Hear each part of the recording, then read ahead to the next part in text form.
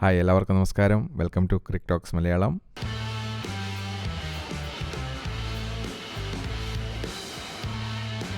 World കപ്പിൽ ഇന്നലെ നടന്ന ഇന്ത്യ വേഴ്സസ് USA മാച്ചിൽ ഇന്ത്യ USA പരാജയപ്പെടുത്തിയിരിക്കുകയാണ്.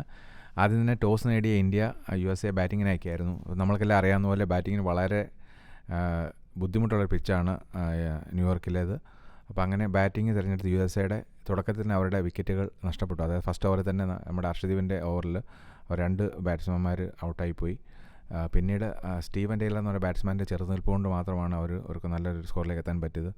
പിന്നീട് മധ്യനിരയിലുള്ള നിതീഷ് കുമാറും അതുപോലെ കോറി ആൻഡേഴ്സൺ, അപ്പോൾ ഇവർ 3 പേരുമാണ് നല്ലതായിട്ട് കളിച്ചത്. അപ്പോൾ ഇന്ത്യ പോലുള്ള ഒരു ബോളിംഗ് അറ്റാക്കിൽ അവർ നല്ലതായിട്ട് കളിച്ചെന്ന് തന്നെ പറയാം. ഒരുപക്ഷെ ഒരു സന്ദർഭത്തിൽ ഒരു നമ്പർ റൺസിനൊക്കെ ഓൾ ഔട്ട് ആവുമെന്ന് ഞാൻ പ്രതീക്ഷിച്ചു.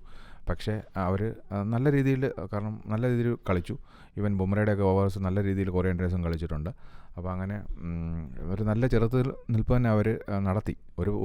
ഒരു ഘട്ടത്തിൽ ഞാൻ പ്രതീക്ഷിച്ചത് ഒരു 140 എത്തും. അങ്ങനെ എത്തിക്കഴിഞ്ഞാൽ വളരെ ബുദ്ധിമുട്ടാണ് USA പോലെ പിച്ചിൽ. പക്ഷേ അൺഫോർച്യുനേറ്റ്ലി അവർ വിക്കറ്റുകളെല്ലാം ഇടയ്ക്കിടയ്ക്ക് നഷ്ടപ്പെട്ടുകൊണ്ടിരുന്നു. അപ്പോൾ അതുകൊണ്ട് അവർക്ക് 20 ഓവറിൽ 7 വിക്കറ്റ് നഷ്ടത്തിൽ 110 റൺസ് എടുക്കാനേ സാധിച്ചുള്ളൂ.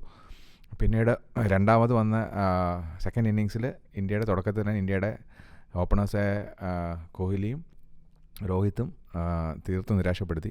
അവർ രണ്ടുപേരും ചെറിയ സ്കോറിൽ തന്നെ ഔട്ടായിപ്പോയി. കോഹ്ലി ഗോൾഡൻ ഡക്കായിരുന്നു. അപ്പോൾ തുടർച്ചയായ 3ാമത്തെ മാച്ചാണ് കോഹ്ലി ഇപ്പം ഔട്ടായി പോകുന്നത്. അപ്പോൾ ഫസ്റ്റ് ഡൗൺ വന്ന ഋഷഭ് പന്തിന് കാര്യമായിട്ടൊന്നും ചെയ്യാൻ പറ്റിയില്ല. പക്ഷേ പുള്ളി 20 ബോളിൽ 18 റൺസ് എടുത്തു. അതൊരു 6 ഉൾപ്പെടും. അങ്ങനെ പിന്നീട് അലി ഖാൻ എന്ന ബോളറിൽ പുള്ളി ബൗൾഡായി പോവുകയായിരുന്നു. അപ്പോൾ ഒരുപക്ഷെ ഒരു തകർച്ചയിലേക്ക് പോകുന്ന വിചാരിച്ച മാച്ചിൽ നല്ല രീതിയിലാണ് തിരിച്ചു വന്നത്. സൂര്യകുമാർ യാദവിൻ്റെ ഒരു മികവിൽ തന്നെയാണ്. അപ്പോൾ അദ്ദേഹം വളരെ നല്ല രീതിയിൽ കളിച്ചു. കാരണം ആദ്യം തന്നെ തുടക്കത്തിൽ സ്ലോയിൽ തുടങ്ങിയെങ്കിൽ പോലും പക്ഷേ പിന്നീട് നല്ല രീതിയിൽ വിക്കറ്റ് പോകാതെ തന്നെ കളിച്ചു പുള്ളി.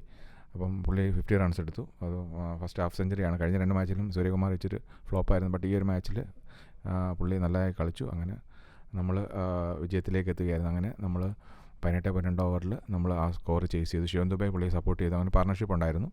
അപ്പം നമ്മുടെ ഇന്ത്യയുടെ ബോളിംഗ് പറയുകയാണെങ്കിൽ ശിവൻ ദുബെ ഒഴിച്ച് എല്ലാവരും നല്ലതായിട്ട് ബോൾ ചെയ്തു. ശിവൻ ദുബെ വീണ്ടും ഒരു ബോളിങ്ങിലും പരാജയമാണെന്ന് പുള്ളി തെളിയിക്കുകയാണ്. അപ്പം ടീമിന് ബാധ്യതയാവുമെന്ന് എനിക്കറിയില്ല. ഇനി വരുന്ന മാച്ചുകളിൽ സൂപ്പർ 8 പോകുമ്പോഴത്തേക്ക് ഇച്ചിരി ടഫ് ടീംസ് ആയിരിക്കും. അപ്പം ശിവൻ ദുബെ എത്രത്തോളം എഫക്റ്റീവ് ആണെന്ന് അറിയില്ല. ബട്ട് സ്റ്റിൽ ഇവൻ രവീന്ദ്ര ജഡേജയും കാര്യമായിട്ടൊന്നും ചെയ്യാൻ പറ്റുന്നില്ല. ബോളും ചെയ്തിട്ടില്ല. അപ്പം ഒരുപക്ഷെ സഞ്ജു സാംസന് ആ ഒരു സ്പേസിൽ ചാൻസ് കൊടുക്കണമെന്ന് തന്നെയാണ് എൻ്റെ അഭിപ്രായം.